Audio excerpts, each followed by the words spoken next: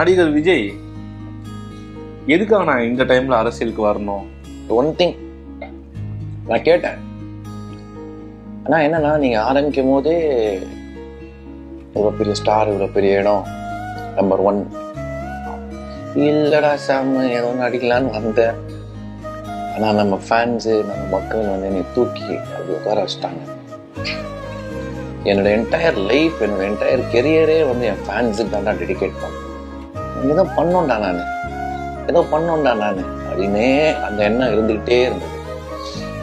I personally feel பணம் சம்பாதிக்கணுமா தேவையில்லை. 500 கோடி ஒரு வருஷத்துக்கு, புகழ் அதுவும் இல்லை, நம்பர் 1 நல்ல லைஃப் ஸ்டைல். இப்போ உண்மையாலே அவர் என்ன ஃபீல் பண்றேன்னா, எனக்கு இவ்வளோ கொடுத்த மக்களுக்கு நான் திருப்பி கொடுக்கணும், நான் செய்யணும் அப்படின்னு நினைக்கிறாரு. அதுதான் நம்பர் 1 பாயிண்ட் அவர் அரசியல் வரத்துக்கு.